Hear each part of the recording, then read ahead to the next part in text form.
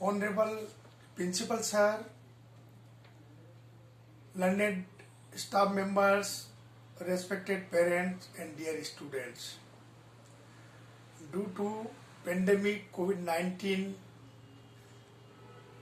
on 29th August 2020, we are going to celebrate online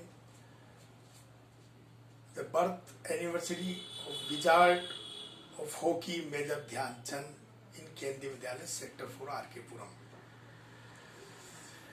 Last year also our Honorable Prime Minister launched Fit India program on 29th August 2019 to create awareness among the citizens of India about the physical fitness and healthy lifestyle. As we know, fit people can contribute better in the process of nation building. In this regard, on 29th this year also our Honorable President gives away the sports related awards such as Rajiv Gandhi Khel Ratna Award, Arjun Award, Dronacharya Award to the talented sports personality and their achievement, the best achievement in the field of games and sports activity at Rashtrapati Bhavan. In this regard, I would like to explain the brief contribution of Major Dhyanchand ji in the field of games and sports activity, especially the field game hockey. Major Dhyan Chand ji का जन्म 29 अगस्त 1905 में इलाहाबाद में राजपूत परिवार में हुआ। इनके पिता जी का नाम समेश्वर दत्त सिंह था जो इंडियन आर्मी में थे।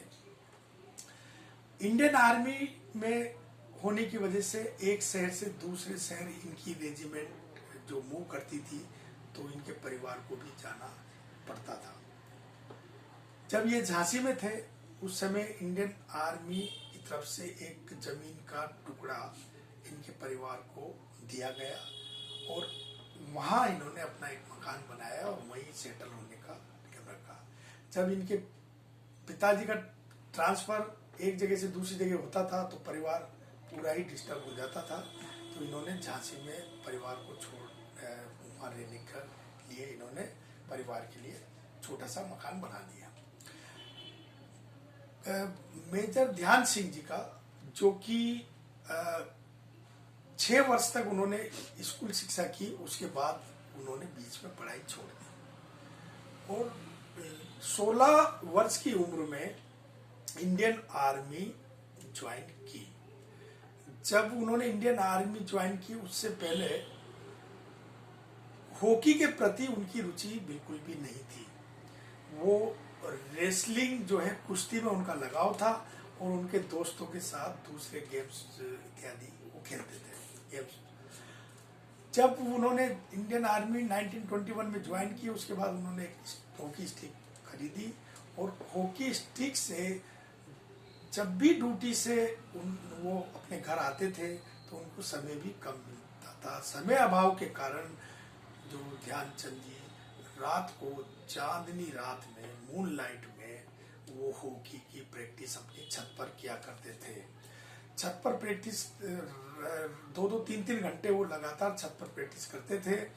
तो लोग जो आस पड़ोस के लोग थे उन्होंने देखा कि ये मून मतलब हिंदी में होता चांद, ये ध्यान जो सिंह है जो ये चांदनी रात में भी इतना अभ्यास हॉकी का कर रहे हैं, तो तब से उनको लोगों ने चांद बोलना शुरू किया और ध्यान सिंह जी से उनका नाम ध्यानचंद हो गया। रेलवे ट्रैक के साइड में ऊबड़ खाबड़ जगह पर भी ये अपना हॉकी की ड्रिबलिंग किया करते थे। अब इनके फादर की तरह इन्होंने भी रेजिमेंट में अपनी हॉकी की ट्रायल दी और अपनी रेजिमेंट में जो है ये उसमें इनका चयन हो गया। चयन होने के बाद उसी दौरान 1925 के दौरान इनका जो न्यूजीलैंड में हॉकी खेलने के लिए उसमें ये इनका चयन हुआ, ये भाग लेने गए। वहाँ इन्होंने अपने उत्कृष्ट खेल का जो है उत्कृष्ट खेल दिखाया और लोगों का ध्यान अपनी ओर आकर्षित किया। भारत में जब रेजिमेंटल जो इंटर रेजिमेंटल जो टूर्नामेंट होते थे उसमें 5 जो रेजिमेंट्स अलग अलग थी उनमें इन्होंने पार्टिसिपेट किया और उसी दौरान इंडियन हॉकी फेडरेशन की ग्वालियर में स्थापना हुई और इंडियन हॉकी फेडरेशन ने ये निश्चित किया कि भारतीय टीम को ओलंपिक में हॉकी खेलने के लिए हम भेजेंगे। तो 1908 में हॉकी ओलंपिक्स में शामिल हुई, लेकिन पहली बार 1928 एम्स्टर्डम जो नीदरलैंड की राजधानी है वहाँ ओलंपिक होना था। उसके लिए भारतीय हॉकी फेडरेशन ने अपनी तैयारी शुरू कर दी। तो हम सब जानते हैं कि उस दौरान उस युग में ज्यादातर खिलाड़ी जो है मिलिट्री से आते थे क्योंकि सिविलियंस बहुत कम खेलों में रुचि लेते थे। तो इंटर रेजिमेंट टूर्नामेंट में 5 टीमों ने भाग लिया। इसमें United Provinces, Bengal team, Punjab team, Rajputana team और सेंट्रल प्रोविंसेस। उसमें इन्होंने इतना अच्छा प्रदर्शन किया कि इनका भारतीय टीम में चयन हो गया।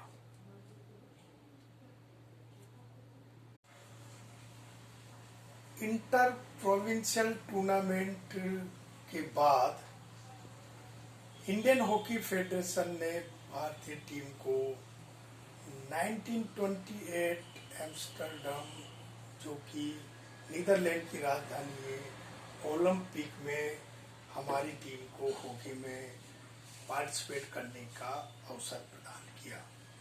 जब हमारी टीम नीदरलैंड पहुंची तो वहाँ ओलंपिक शुरू होने से पहले हमारी टीम के अभ्यास मैचेस, प्रैक्टिस मैचेस दूसरी टीमों के साथ हुए और हमारा पहला जो ओलंपिक जो मैच होना था वो हुआ ऑस्ट्रिया के साथ 17 मई 1928 को। उस मैच में जो हमने ऑस्ट्रिया के विरुद्ध जो विजय प्राप्त की वो स्कोर फाइनल स्कोर 6-0 था। उसमें 3 गोल ध्यानचंद जी ने दागे थे। अगले दिन ही हमें बेल्जियम के साथ हमारा मैच होना था और बेल्जियम में जो हमारा फाइनल स्कोर रहा वो 9-0 रहा। उसमें 1 गोल ध्यानचंद जी ने दागे थे और बाकी इनके जो सेंटर फॉरवर्ड थे जो शौकत अली, फिरोज खान, खेर सिंह, इनकी पासिंग से और इनके सहयोग से, इनके कोऑर्डिनेशन से वहाँ भी टीम ने अच्छी विजय हासिल की। उसके 2 दिन बाद हमारा अगला मैच जो था वो डेनमार्क टीम के साथ था और डेनमार्क के विरुद्ध भी हमारी टीम ने उच्च कोटि का प्रदर्शन किया और 5-0 से जीत हासिल की। अब हमें सेमीफाइनल जो मैच है वो स्विट्जरलैंड के साथ खेलना था जो कि हमारा सेमीफाइनल मैच हुआ और वो सेमीफाइनल मैच जो है हमने 6-0 से जीते। तो उस समय तक नीदरलैंड में स्पेशली एम्स्टर्डम जो शहर है उसमें ध्यानचंद जी की चर्चाएं चारों ओर होने लगी। ध्यानचंद जी की गेम की तकनीक, उनकी कौशल, उनका जो पासिंग जो स्टाइल, उनका ओवरऑल जो गेम खेलने का जो अंदाज था वो पूरे हॉलैंड में एक तरह से सब जगह उनकी खेल उच्च कोटि के खेल की चर्चाएं होने लगी।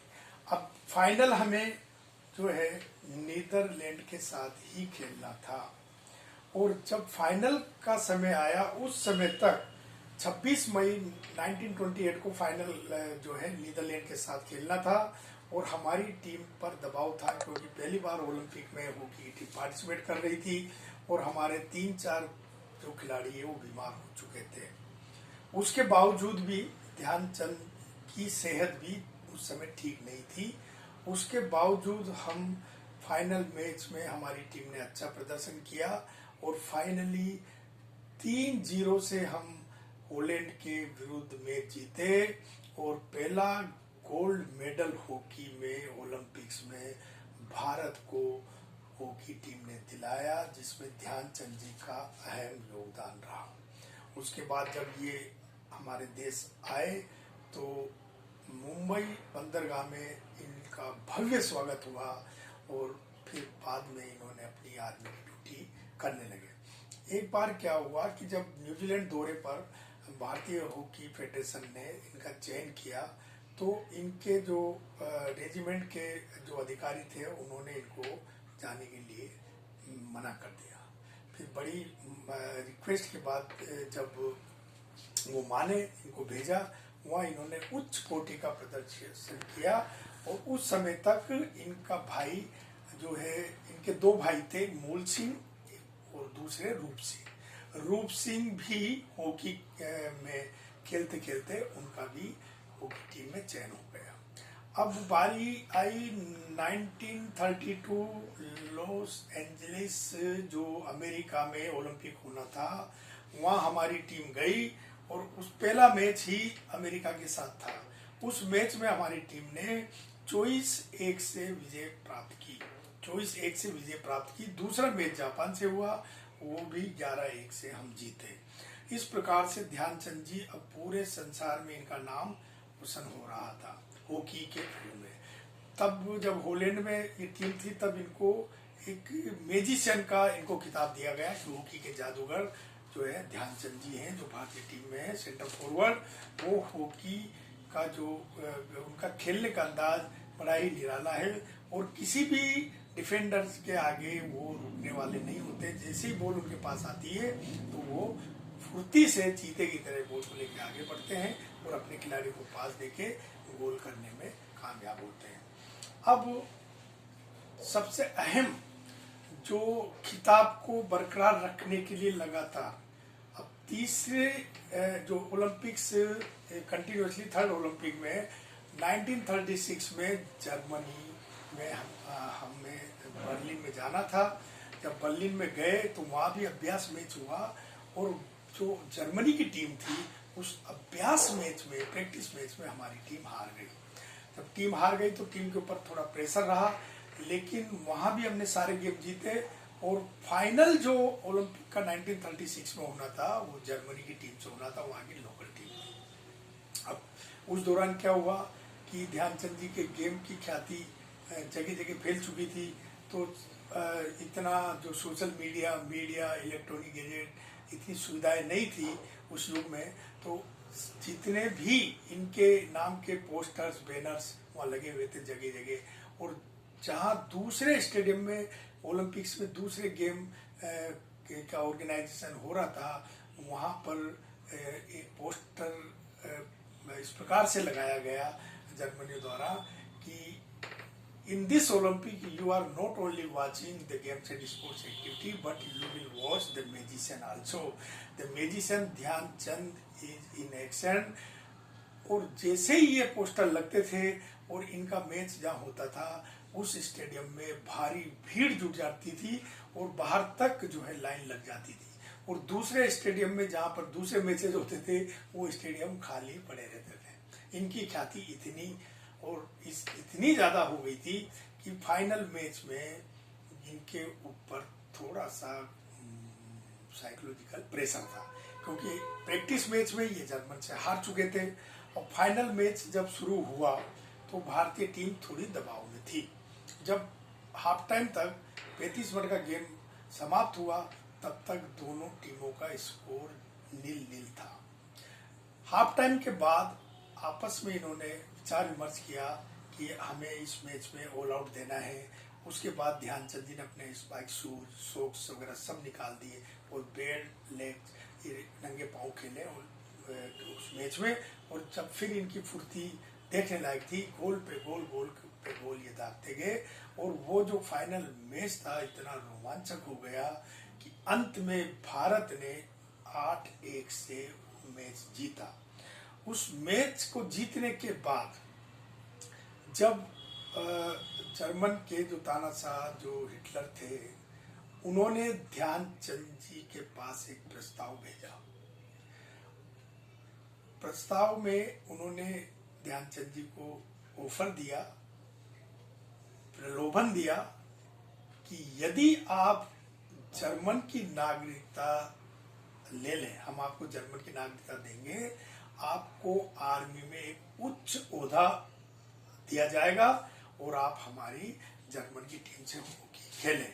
लेकिन ध्यानचंद जी देशभक्त, सच्चे देशभक्त थे, इन्होंने उस प्रस्ताव को से ठुकरा दिया और इन्होंने कहा कि मुझे अंत तक अपने देश के लिए ही खेलना है, मुझे देश से कुछ मिले या ना मिले, लेकिन मैं देश के प्रति वफादार हूँ और देश के प्रति समर्पित हूँ। ऐसे सच्चे देशभक्त खिलाड़ी, जो ऐसे सच्चे देशभक्त खिलाड़ी को इन्होंने जो इतना अच्छा एग्जाम्पल दिया पूरी दुनिया के सामने, जो उस प्रस्ताव को ठुकराया और उसके बाद जब भारत आए तो इनका जगह जगह स्वागत हुआ, जगह जगह इनका जो है सम्मान हुआ।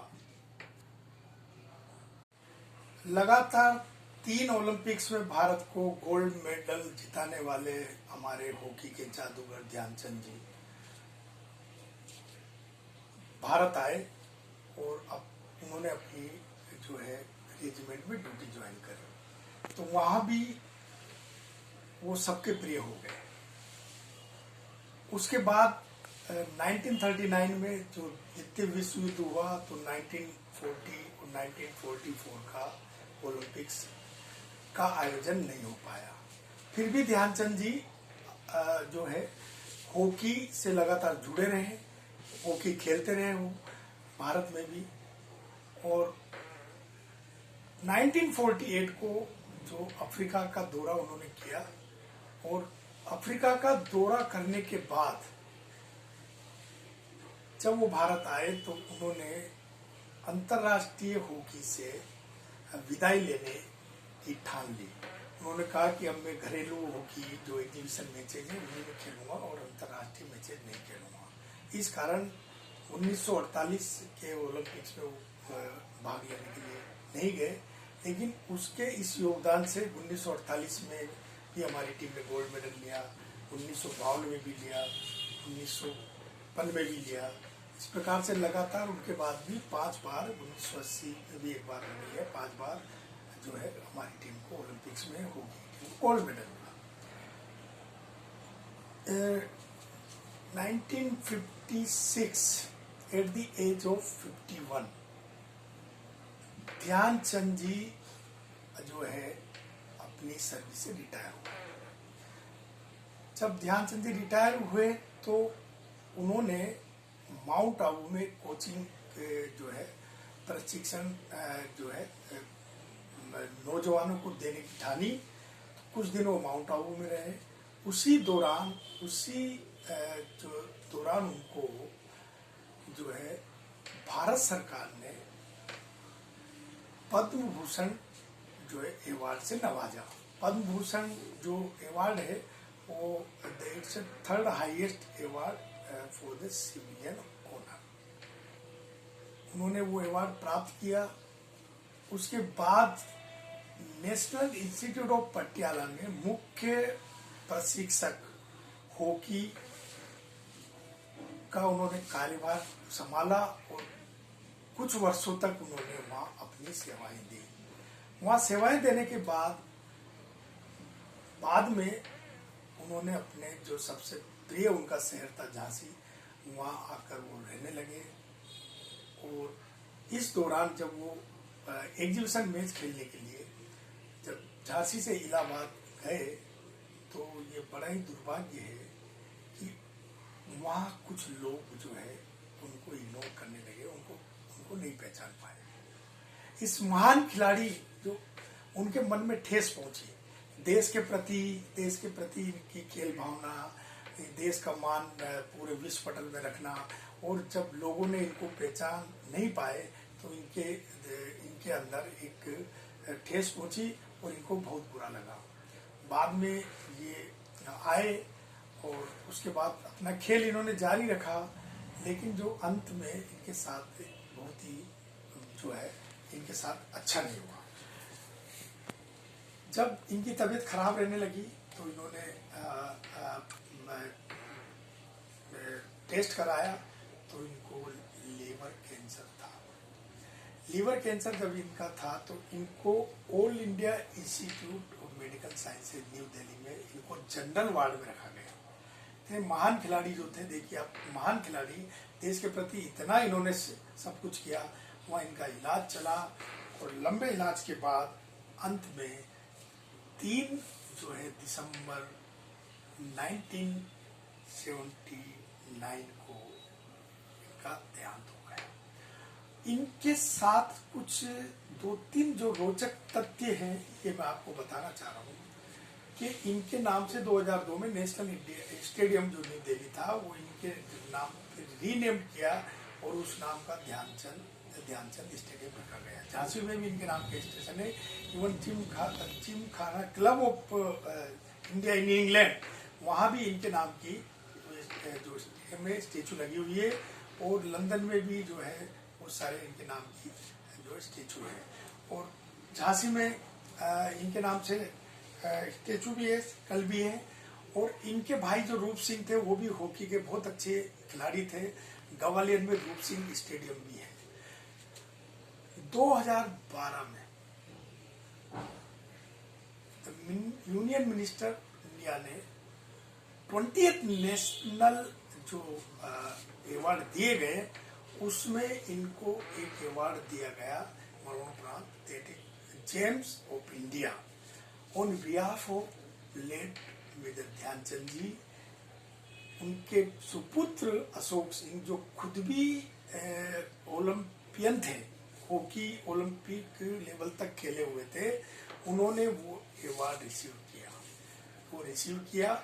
और ध्यानचंद जी का योगदान, इनकी 4 बातें वो आज भी हमें प्रेरित करती है। ध्यानचंद जी में 4 बातें थी: देश के प्रति सम्मान, समर्पण, त्याग, देशभक्ति। इनके अलावा वो अपने खेल में उनका डिटर्मिनेशन, उनका डिवोशन, उनका डिसिप्लिन, ये 3-4 चीजें जो है वो अपने अंदर इस कदर उन्होंने समाये हुए थे कि वो त्याग, बलिदान, भावना, समर्पण, ये सबकी भावना से आज जो हमें बहुत ही गर्व महसूस हो रहा, हम बहुत ही गौरवान्वित फील कर रहे हैं कि हमारी जो सरकार द्वारा उनको जो है उनका जन्मदिन के रूप में नेशनल जो है स्पोर्ट डे, राष्ट्रीय खेलकूद दिवस मनाया जा रहा है। उनको पुनः उनकी याद में, उनको दोबारा उनकी याद में जो गेम्स एंड स्पोर्ट्स की जो अमिट साहब उन्होंने छोड़ी है उसको याद करते हुए उनको याद किया जा रहा है। ये हमें बड़ी खुशी और बड़ा ही हर्ष हुआ। अब आज के जितने भी उनके प्रति सच्ची श्रद्धांजलि होगी कि जितने भी हमारे नौजवान हैं वो उनके से प्रेरणा ले और कुछ सीखे, और सदी के महान खिलाड़ी जो है कभी भी भुलाए नहीं जा सकते। वो हॉकी से अमर हो गए और हॉकी उनके तन मन में समाई हुई थी। उन्होंने देश को बहुत कुछ दिया और अब उनको याद किया जा रहा है। तो लास्ट में मैं यही सबसे गुजारिश करूंगा कि आप भी अपने संपूर्ण जो भावना से अपने खेल के प्रति, अपने फिजिकल फिटनेस के प्रति, वेलनेस के प्रति सजग रहें और हमेशा ध्यानचंद जी की से प्रेरित होकर